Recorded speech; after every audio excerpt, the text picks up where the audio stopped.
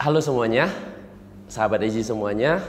Hari ini Eji membuat satu konten khusus karena pertamanya Eji dapat saran dari salah satu follower Eji yang bernama Siti Nurjanah. DM-nya ini seperti ini. Coba baca garis tangan Fuji lagi Kak Eji gitu, dan dikirimin garis tangan Fuji yang terbaru. Nah, setelah itu Eji juga mencoba mengkonfirmasi kepada Fujinya, dan Fujinya akhirnya setuju untuk Eji bacain. Nah, makanya terciptalah konten ini. Oke? Eji akan mulai. Nah, sebelumnya Eji pernah membuat konten ini kira-kira di 2021 pertengahan atau di 2002. Nah, waktu itu Eji bersama Bang Robi Purba itu membuat konten tentang Fuji. Meskipun di konten itu Eji tidak menyebut nama Fuji, tapi itu perjalanan percintaan Fuji. Di waktu itu Eji membaca tentang perjalanan percintaan Fuji akan terhambat pada faktor keluarga, dan perjalanan percintaannya juga dengan pasangan sekarang itu tidak akan berjalan atau tidak akan bertahan lama. Oke, nah ini garis tangan barunya beliau itu di di awal April atau di akhir Maret ya. Ini garis tangannya sudah banyak banget perubahannya. Poin pertama, kalau kita cerita percintaannya garis tangan Fuji sekarang, dulunya faktor keluarga di garis tangannya cukup tebal banget. Sekarang ini sudah mulai menipis. Itu mengartikan pasangan berikutnya atau calon pasangan berikutnya itu sudah semakin jauh atau sudah terlepaslah dari keluarga besar yang akan ikut campur dalam masalah percintaan. So, congrats untuk Fuji, perjalanan kedepannya akan lebih baik dalam masalah percintaan, garis percintaannya yang ada kaitan dengan keluarga besar. Itu. Dan poin kedua dari garis percintaannya, terdahulu itu lumayan banyak garis cabang halus-halus yang menandakan adanya godaan di Fuji.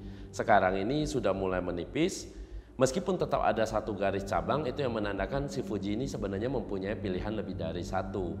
Nah, tinggal dianya apakah bersiap untuk memilih yang mana yang paling baik. Intinya secara perjalanannya ada dua garis, dua-duanya juga bagus. Meskipun satu garis itu tetap menuju ke arah faktor keluarga dan satu garisnya itu akan lebih baik gitu. Tergantung dalam pemilihan sikapnya. Nanti tinggal kita combine-kan dengan garis pasangannya. Garis pasangan Fuji yang terbaru itu garis tangannya seperti apa. Baru bisa Eji jabarin secara detail. Oke. Nah, kalau untuk dari karirnya, untuk karir Fuji ini benar-benar secara grafiknya itu bagus banget. Garis tangannya bagus, bajinya juga bagus. Shiningnya, bersinarnya itu pasti akan luar biasa banget, dan Eji sangat suka atau sangat tertarik pada garis tangan seperti ini dan baji seperti tanggal lahirnya Fuji. Itu yang menunjukkan secara perjalanan grafiknya itu langsung satu garis lurus. Biasanya orang perlahan menaik ke atas, perlahan menanjak, ini satu garis lurus langsung. Paling ada satu catatan paling penting ya untuk garis tangannya Fuji, itu adalah garis kesehatannya. Di garis kesehatannya Fuji saat ini itu menandakan di bawah garis itu ada tipis. Itu menandakan adanya problem tentang imunitas tubuh. Nah, saran Eji untuk Fujinya, konsumsi multivitamin jangka panjang itu penting banget. Jangka panjang tapi berkala ya. Misalkan beli multivitamin 1 botol, setelah habiskan istirahat dulu. Mungkin 2 minggu, 3 minggu atau sebulan, habis itu baru dilanjutin untuk multivitamin botol keduanya. Nah, itu sangat penting untuk Fuji karena secara garisnya kesehatannya beliau ditambah lagi mungkin karena tuntutan kerja yang terlalu padat itu membuat imunitas tubuh juga turun, secara garisnya juga menjadi tipis. Dan itu proses yang mengharuskan Fuji itu mengembalikan imunitas tubuh. Itu untuk kesehatannya. Paling satu lagi yang catatan paling penting dari garis tangannya Fuji sebenarnya adalah kepribadian keduanya atau secondary personality-nya.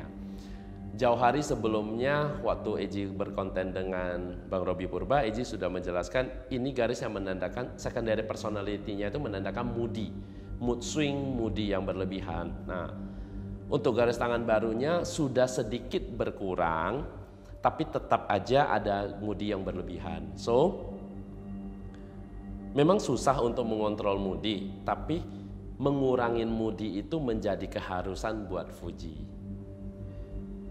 Yang lainnya yang paling harus diperhatikan lagi kalau kita kembali lagi cerita tentang karir itu, problem terbesarnya itu adalah faktor internal. Fuji harus waspada, internalnya Fuji, sekitarannya Fuji punya potensi untuk menyebabkan kerugian di Fuji.